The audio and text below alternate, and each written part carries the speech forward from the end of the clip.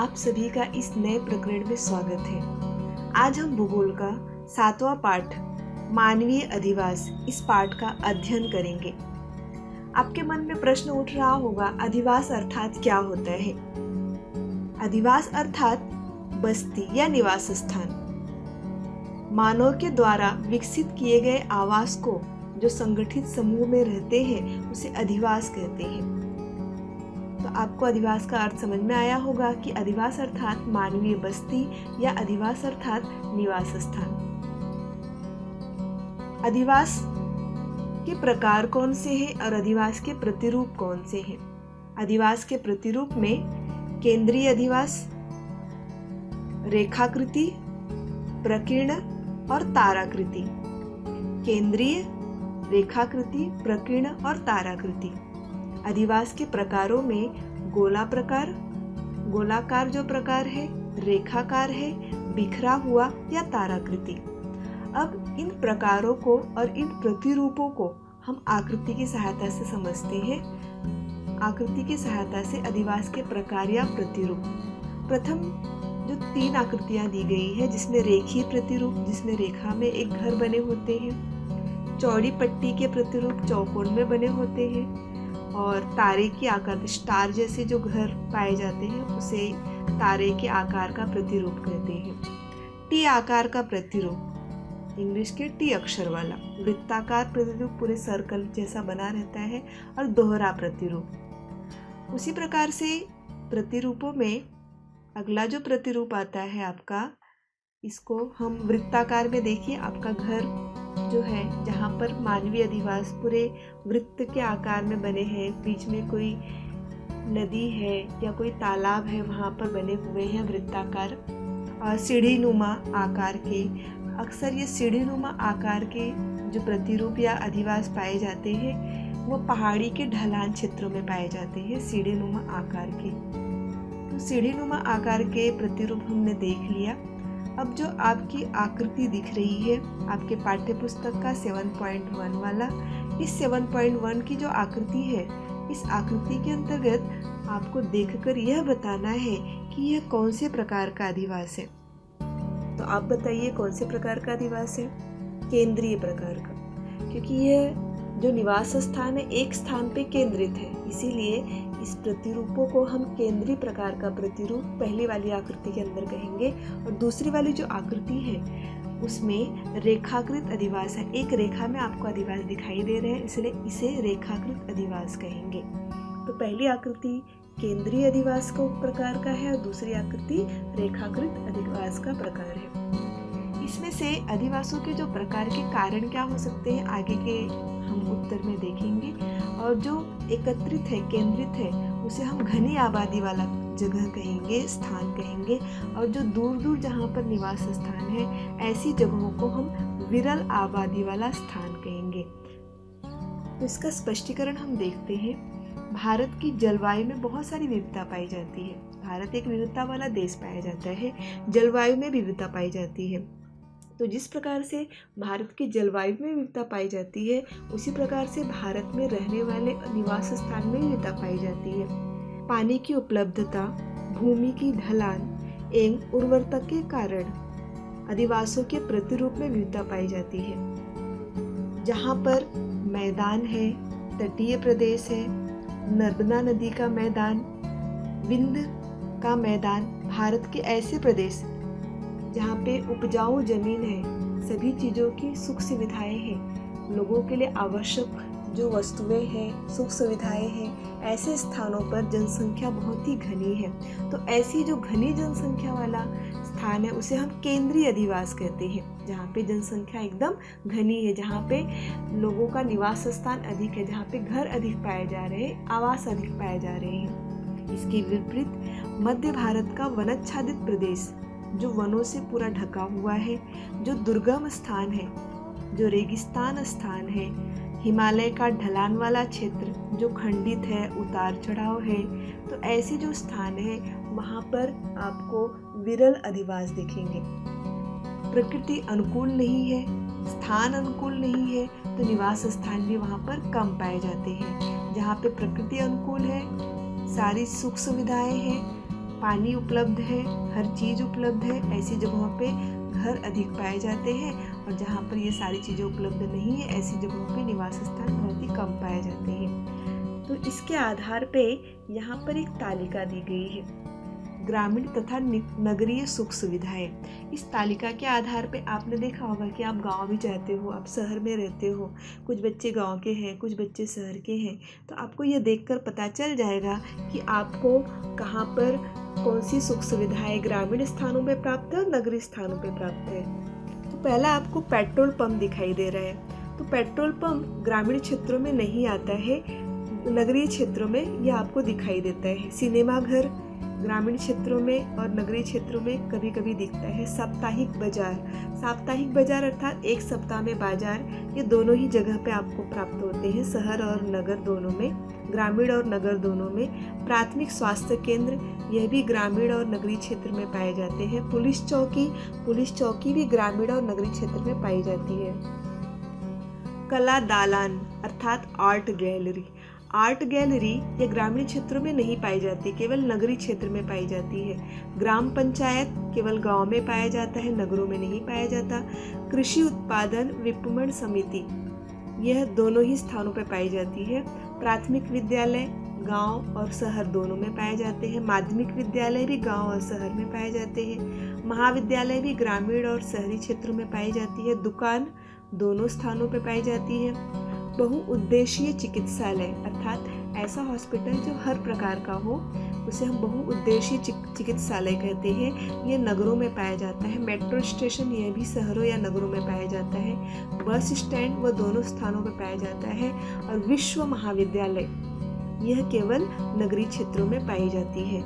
तो यह कॉलम देखकर आपको यह पता करना है कि ग्रामीण और नगरीय क्षेत्र में क्या क्या पाए जाते हैं। तो हमने भारत में देखा कि जहाँ पर सुख सुविधाएं हैं, पानी की उपलब्धता है, भूमि की ढलान है, उर्वरता है और मानव के लिए अनुकूल पर्यावरण है, वातावरण है, ऐसी जगहों की जनसंख्या काफ़ी घनी है और वहाँ पर अधिवास भी अधिक पाए जाते हैं। तो अब हम आगे चलते हैं ब्राज़ील का अधिवासों के प्रतिरूप को देखने के लिए। ब्राज़ील का अधिवास का प्रतिरूप इस आकृति के अंतर्गत जो आपको दिखाई दे रहा है, जिसके अंतर्गत अमेजन नदी की निचली भूमि पहली आकृति है और दूसरी आकृति है आ वाली आकृति साओ पाउलो शहर। तो इसमें ये देख के ही ज्ञात हो रहा है कि अमेजन नदी की निचली भूमि के आसपास जो अधिवास के प्रतिरूप है बहुत ही विरल है, बहुत ही इक्का दुक्का जो घर है या बस्ती है दिखाई दे रही है। और साओ पाउलो जो शहर है यह काफ़ी घनी आबादी वाला केंद्रीय अधिवास का रूप दिखाई दे रहा है। इस आकृति के द्वारा, ये सैटेलाइट के द्वारा आकृति ली गई है आपके पाठ्य पुस्तक का, उसको मैं देखकर आपको बता रही हूँ। तो जो पहली आकृति का है जिसमें समतल नदी के आसपास का जो है तटीय प्रदेश है, वहाँ पे कुछ जगहों पे आपको अधिवास दिख रहे हैं। और दूसरे साओ पाउलो जो शहर है, साओ जो पाउलो शहर है, वहाँ पर केंद्रीय प्रकार का अधिवास दिखाई दे रहा है। ब्राज़ील में भी अधिवासों की शुरुआत यूरोप से साम्राज्यवादियों ने की। ब्राज़ील भी जिस प्रकार से भारत गुलाम था दूसरे देश का, वैसे ही ब्राज़ील भी गुलाम था। यूरोप से कुछ साम्राज्यवादी आए जिन्होंने निवास स्थान बनाया, अधिवास बनाया।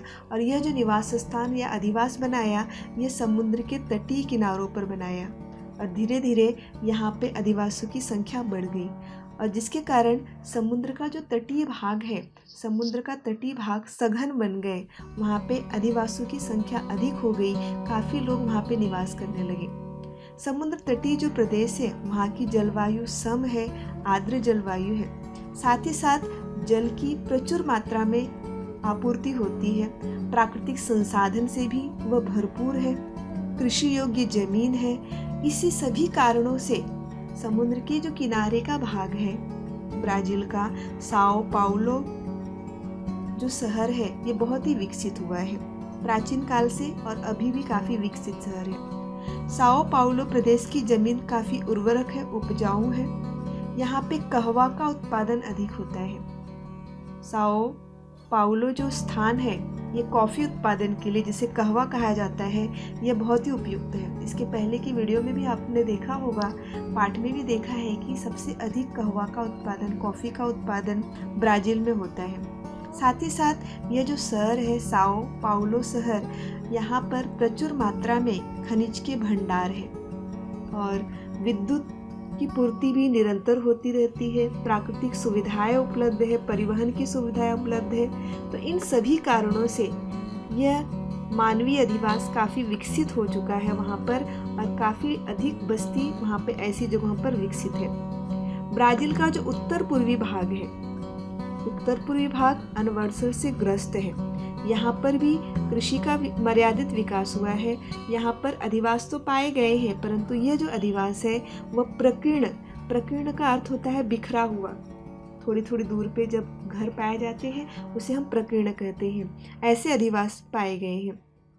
तटीय प्रदेशों में ब्राज़ील के अंदरूनी क्षेत्र में यानी अमेजन नदी की ओर जाए तो अधिवास बहुत ही विरल है। अमेजन नदी के पास जाए तो अधिवास विरल है। इसके कारण यह है कि अमेजन नदी जो है ये काफ़ी बड़ी नदी है, विषुवत-रेखी वनों से व्याप्त है, पूरा सघन जंगल है, जंगली इलाका है, दलदली क्षेत्र है और वहाँ पर अनेक प्रकार के प्राणी, पशु, पक्षी पाए जाते हैं।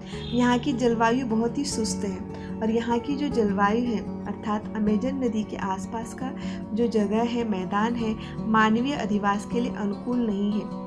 संसाधनों के भंडार का शोध लगाने के लिए काफ़ी वहाँ पर संसाधन के भंडार है, प्रकृति का भंडार है, परंतु इतना घना जंगल है कि वह उपयोग कर पाना, उसका शोध लगा पाना, उसका उपयोग कर पाना, उसका उपभोग कर पाना ये संभव नहीं है। और अमेजन नदी के आसपास का जो स्थान है वहाँ पर परिवहन की सुविधाएं भी अच्छी विकसित नहीं है। इन सभी कारणों से अमेजन नदी तथा उत्तर पूर्वी जो भाग है वहाँ पर बिल्कुल भी अधिवास नहीं है और कहीं कहीं पे विरल अधिवास या बिखरे हुए अधिवास दिखाई देते हैं। अब हम भारत के नागरीकरण की ओर चलते हैं। भारत में 2011 की जनगणना के अनुसार भारत में नागरीकरण का प्रतिशत 31.2% था, अर्थात नगरों का विकास 31.2% ही था। यह बहुत ही कम है। यह जो आपको आकृति दिखाई दे रही है आलेख वाला, भारत में नागरीकरण की प्रवृत्ति, इसमें जो खड़ी रेखा है वो नागरीकरण 0, 5, 10, 15, 20, 25, 30, 35 और नीचे वर्ष दिया है। प्रत्येक वर्ष का यहाँ पर आंकड़ा दिया है कि किस प्रकार से भारत में नागरीकरण में प्रगति हुई, उसे हम देखेंगे। तो इस आकृति के आधार पर यह पता चलता है कि 1961 में 1961 में भारत में नगरीकरण 18% था। इस आकृति के आधार पर आपको दिखाई दे रहा है कि 1961 में भारत में नगरीकरण केवल 18.0 पॉइंट था, उतना ही प्रतिशत था। अब किस दशक में नगरीकरण सर्वाधिक था? इस आकृति को देखकर, इस आलेख को देखकर यह पता चलता है कि 2001 से 2011 के दशक में नगरीकरण सर्वाधिक था। 2001 से 2011 जो लास्ट वाला आंकड़ा दिख रहा है, इसमें नगरीकरण सर्वाधिक था। किस दशक में नगरीकरण में वृद्धि बहुत कम थी? इस आलेख के आधार पे 1961 से 1971 के दशक में नगरीकरण में वृद्धि बहुत ही कम थी। 1961 से 1971 के बीच देश में नगरीकरण की वृद्धि बहुत कम थी। रेखालेख की प्रवृत्ति को देखते हुए हम क्या निष्कर्ष में पहुंचते हैं कि इस रेखालेख की प्रवृत्ति को देखते हुए यह निष्कर्ष निकलता है कि भारत में नगरीकरण में निरंतर वृद्धि हो रही है। भारत नगरीकरण की प्रवृत्ति की ओर बढ़ रहा है और यहाँ पर निरंतर वृद्धि हो रही है। इस आलेख के द्वारा यह हमें पता चलता है। इससे स्पष्ट होता है कि भारत में नगरीकरण की गति काफी कम है। वर्ष 2011 में भारत में नगरीकरण केवल 31.2% था। विकसित देशों की तुलना में यह बहुत ही कम है। भारत एक विकासशील देश है और सबसे बड़ा कारण है कम होने का कि भारत ऐसा देश है जहाँ पर जनसंख्या की वृद्धि निरंतर हो रही है, जिसके कारण नगरीकरण में रुकावट आ रही है। नगरीकरण में शहरों का विस्तार और नए शहरों का उदय ये भूमिका उल्लेखनीय है, अर्थात जो ग्रामीण है उसे शहरों में बदल देना वो नगरीकरण कहलाता है। भारत के नगरीकरण की स्थिति को देखते हुए उत्तर की तुलना में दक्षिण में नगरीकरण अधिक हुआ है। गोवा सर्वाधिक नगरीकरण वाला राज्य है, अर्बनाइजेशन वाला राज्य है। इस राज्य में लगभग 62% जनसंख्या नगरों में रहती है, अर्थात गोवा में सबसे ज़्यादा नगरीकरण हुआ है, शहरीकरण हुआ है, जिसे हम कहेंगे नगरीकरण को हम शहरीकरण भी कह सकते हैं। तो गोवा में करीब 62% जनसंख्या नगरों में रहती है, शहरों में रहती है। पूरे भारत में देखा जाए तो दिल्ली में नगरीकरण सबसे अधिक हुआ है। दिल्ली का नगरीकरण 80% है, 80% दिल्ली नगरीकरण में हुआ है, शहरों में तब्दील हुआ है। उसके अलावा तमिलनाडु, महाराष्ट्र, गुजरात और केरल राज्यों में भी नगरीकरण अधिक हुआ है। उसकी तुलना में हिमाचल प्रदेश, जम्मू कश्मीर, उत्तराखंड, बिहार और राजस्थान, इन राज्यों में नगरीकरण बहुत ही कम हुआ है। तो हमने देखा कि भारत में नगरीकरण कौन कौन से राज्यों में अधिक हुआ है और कौन कौन से राज्यों में कम हुआ है। यहाँ पे एक तालिका दी गई है।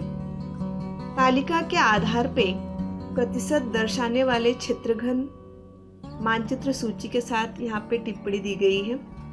0 से 20 हिमाचल प्रदेश, बिहार, असम और उड़ीसा, यहाँ पर नगरीकरण हुआ है। 21 से 40 आपको राज्यों के नाम दिए गए हैं। 41 से 60 गुजरात, महाराष्ट्र, दादरा व नगर हवेली, केरल, तमिलनाडु, मिजोरम। 61 से 80 गोवा, पुडुचेरी, दमन दीव और लक्षद्वीप। और 81 से 100 में हमारे राज्यों में है चंडीगढ़, राजधानी दिल्ली। इस प्रकार से यहाँ पे नगरीकरण की जो परसेंटेज है वो दिया है कि 0 से 20 कौन से राज्यों में है, 21 से 40 कौन से राज्य में है, 41 से 60 और सबसे अधिक जो है 81 से 100 चंडीगढ़ और राजधानी दिल्ली, यहाँ पर शहरीकरण या नगरीकरण काफ़ी तीव्र हुआ है। तो भारत का नगरीकरण को देखते हुए अब हम रुख करते हैं ब्राज़ील के नगरीकरण की ओर। ब्राज़ील में जो तालिका दी गई है, ब्राज़ील के नगरीकरण की ओर चलते हैं। तो ब्राज़ील की जो तालिका दी गई है, इस आधार पे हम पता करेंगे कि ब्राज़ील में किस प्रकार से नगरीकरण हुआ है और क्या कारण है।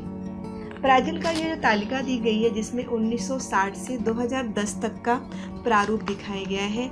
इन प्रारूपों में अगर देखें तो पता चलता है कि यह आंकड़ा 10 वर्षों का है, अर्थात 10-10 वर्षों में नगरीकरण कितना हुआ है, यह आपका आंकड़ा जो है यह कितने वर्षों का कालांतर दर्शा रहा है, 10 वर्षों का कालांतर को वह दर्शाता है। किस कालखंड में नगरीकरण की गति तीव्र हुई है, अगर इस प्रश्न का उत्तर देखें तो सन 1960 से 1970 के कालखंड में ब्राज़ील में नगरीकरण की गति अधिक तीव्र से हुई है। 1960 और 70 के बीच में ब्राज़ील में बहुत ही तीव्र गति से नगरीकरण हुआ है। और ब्राज़ील में तीव्र गति से नगरीकरण का कारण क्या हो सकता है? 1960 से लेकर 2010 के कालखंड में ब्राज़ील का निरंतर जो प्रतिशत है वो काफ़ी बढ़ा हुआ है। 1960 से लेकर 1970 के बीच में जनसंख्या की गति भी 8.7% बढ़ी हुई है ब्राज़ील के अंतर्गत। सन 2000 से 2001 में जनसंख्या की गति काफ़ी कम थी। जनसंख्या की गति केवल 3.1% थी। तो यह जो ब्राज़ील देश है, हम कह सकते हैं कि प्रत्येक दशक में नगरीय जनसंख्या की दर कम होती गई और ऐसा कहा जा रहा है इस ब्राज़ील के प्रतिशत को देखकर नगरीकरण के आने वाले कुछ वर्षों में, आने वाले कुछ दशकों में पूरी जनसंख्या अर्थात पूरा ब्राज़ील का जो जगह है या ब्राज़ील का जो स्थान है वह पूरी जनसंख्या नगरीय जनसंख्या में हो जाएगी, अर्थात पूरा ब्राज़ील का राज्य, ब्राज़ील की जनसंख्या यह सभी नगरीकरण में परिवर्तित हो जाएगी कुछ वर्षों में, ऐसा देखकर लगता है। तो इस आकृति के आधार पे विकासशील देशों में ब्राज़ील में सर्वाधिक नगरीकरण हुआ है। भारत भी एक विकासशील देश है, ब्राज़ील भी एक विकासशील देश है, परंतु विकासशील देशों में ब्राज़ील का सर्वाधिक नगरीकरण हुआ है। इस देश में नगरीकरण की प्रक्रिया विलक्षणीय है, बहुत ही तीव्र गति से नगरीकरण हो रहा है। ब्राज़ील में करीब 86% जनसंख्या शहरी भागों में रहती है। सन 1960 से सन 2000 तक के इन 4 दशकों में नगरीकरण की गति बहुत ही तेज थी, किंतु बाद में नगरीकरण की गति थोड़ी धीमी पड़ गई। ब्राज़ील का जो दक्षिण पूर्वी भाग है, जिसमें साओ पाउलो महानगर औद्योगिक प्रदेश के कारण नगरीकरण में वृद्धि हुई है। देश में केवल कुछ ही ऐसे भाग हैं जहां पर जनसंख्या वृद्धि एवं अधिवासों का केंद्रीकरण को ध्यान में रखकर ब्राजील सरकार ने पश्चिम की ओर चलो नीति को प्रोत्साहन दिया है, अर्थात पश्चिम की ओर चलो और वहां पर विकास करो। इससे कुछ चुनिंदा भागों में होने वाले नगरीकरण कम हो गए हैं, जनसंख्या का विकेंद्रीकरण हो गया है, अर्थात जनसंख्या विकेंद्रित हो गई है। देश में स्थित जनसंख्या का वितरण में असमानता की कमी होगी। और यहाँ पर इस आकृति के आधार पर हमने देखा भी कि कौन से राज्यों में नगरीकरण अधिक हुआ है, कौन कौन से राज्यों में नगरीकरण कम हुआ है। तो ब्राजील में जो ब्राजील का पूर्वी किनारा है वहाँ पे नगरीकरण अधिक है। इसके पीछे का कारण भी मैंने बताया। और जो अमेजन की घाटी का आसपास का प्रदेश है, उत्तर पूर्वी प्रदेश है, वहाँ पे नगरीकरण बहुत ही कम हुआ है। ब्राजील का जो अधिवास आपको भू आकृति दिखाई दे रही है, इस भू आकृति को देखकर ये लगता है कि यहाँ पर जो अधिवास पाए गए हैं ये अधिवास विरल अधिवास है।